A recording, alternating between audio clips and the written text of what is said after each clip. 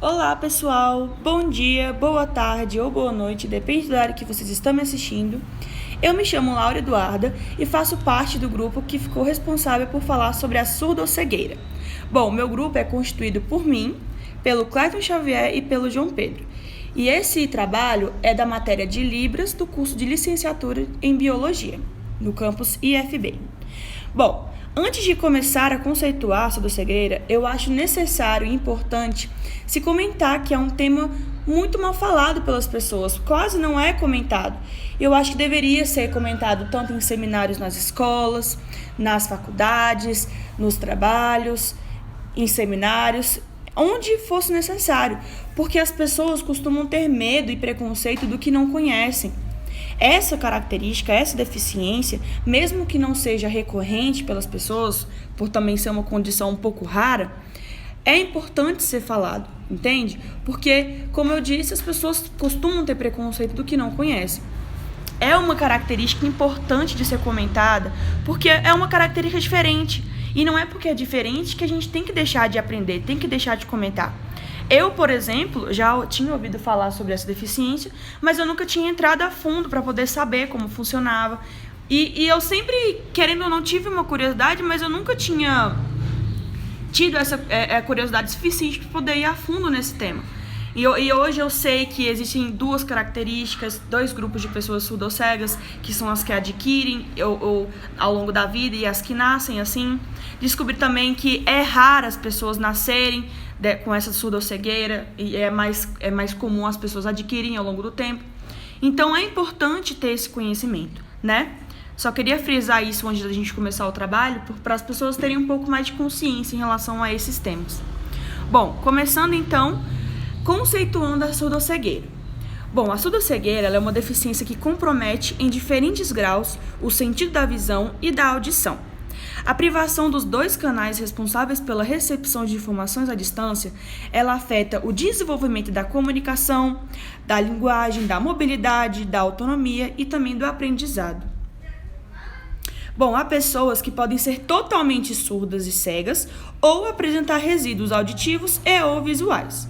O sujeito ele pode ter cegueira e baixa audição, ele pode ter surdez profunda e baixa visão, ele pode também ter baixa visão e audição ou ter cegueiras e surdez profundas. Bom, e vale ressaltar também que mesmo com a presença de resíduos, tanto auditivo ou visual, o indivíduo ele pode sim ser considerado uma pessoa com surdoscegueira. Isso acontece quando não se consegue compensar a perda visual com o resíduo auditivo, ou o contrário, e a perda auditiva com o resíduo visual.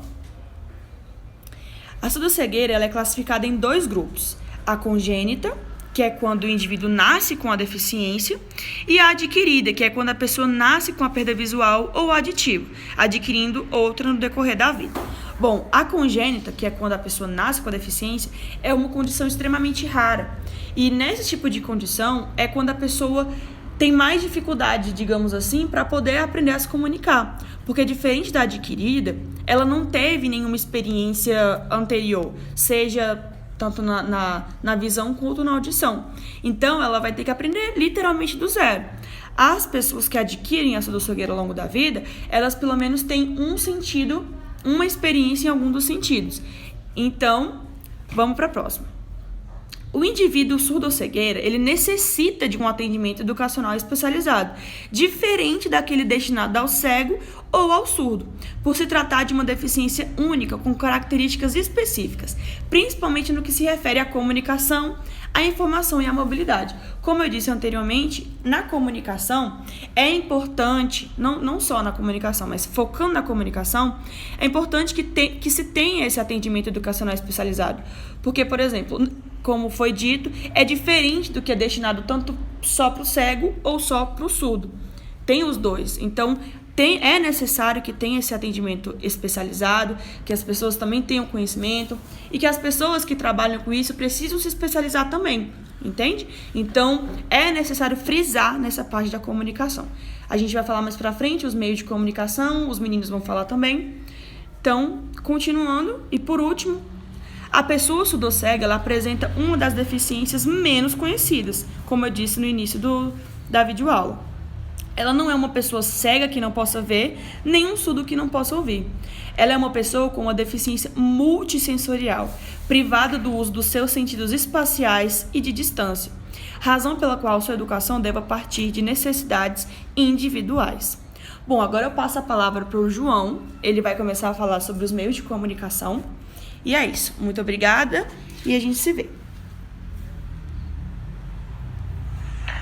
Entre os surdocegos temos uma classificação que os difere em 2 grupos, que são classificados de acordo com o período que a surdo-cegueira se apresentou. O primeiro grupo é o dos surdocegos pré-linguísticos, que são as pessoas que ficaram surdocegas antes de adquirirem qualquer tipo de linguagem de comunicação. O segundo grupo é o dos surdocegos pós-linguísticos, que é o oposto do anterior. Aqui são os indivíduos que adquiriram a surdo-cegueira após a aquisição de alguma linguagem de comunicação. Temos casos onde a pessoa nasceu com uma visão e audição normais, mas acabou adquirindo perdas parciais ou totais ao longo do tempo. Como também temos pessoas com uma perda congênita que acabaram adquirindo a outra deficiência após o nascimento.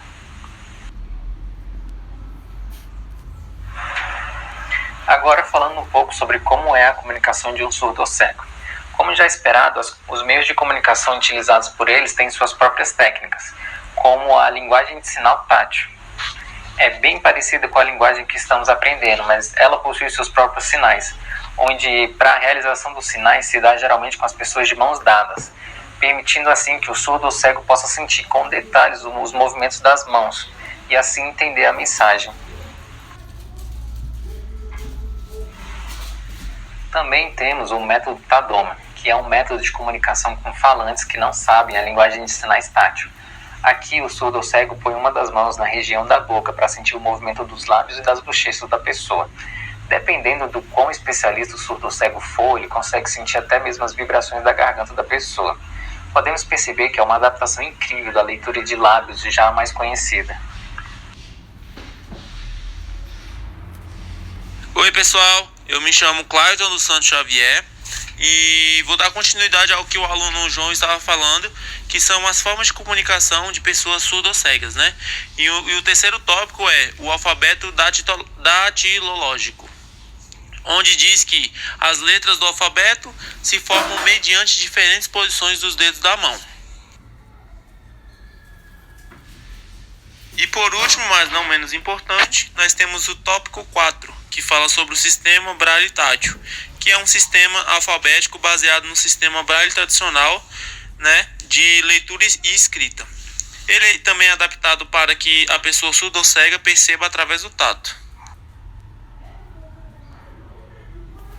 E agora nós vamos falar das causas mais comuns da surdo-cegueira, né? Onde quando a criança ela não nasce com essa deficiência, mas ela adquire ao longo do tempo, né? Que nós temos aí as síndromes genéticas como a Usher, trissomia, Goldenhar e a Marfan.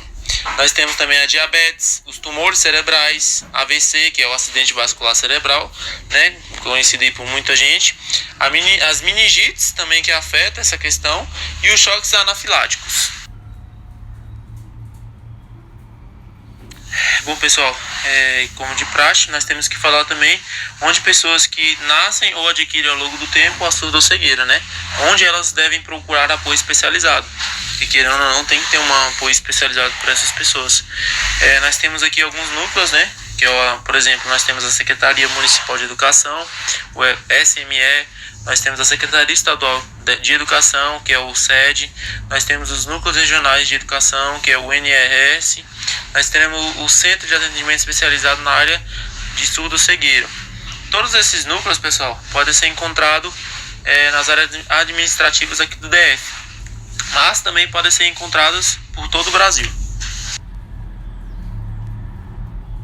E para finalizar, nós temos aqui falar um pouco sobre a questão da inclusão social mesmo, né? Da questão do não preconceito com as pessoas que possuem esse tipo de deficiência. E para isso, né, foi criado o dia 27 de junho, que é o Dia Internacional da Pessoa Surdo-Cega, que é uma deficiência que acomete as pessoas, pode ser ali quando ela nasce ou quando ela, ao longo da vida dela, né?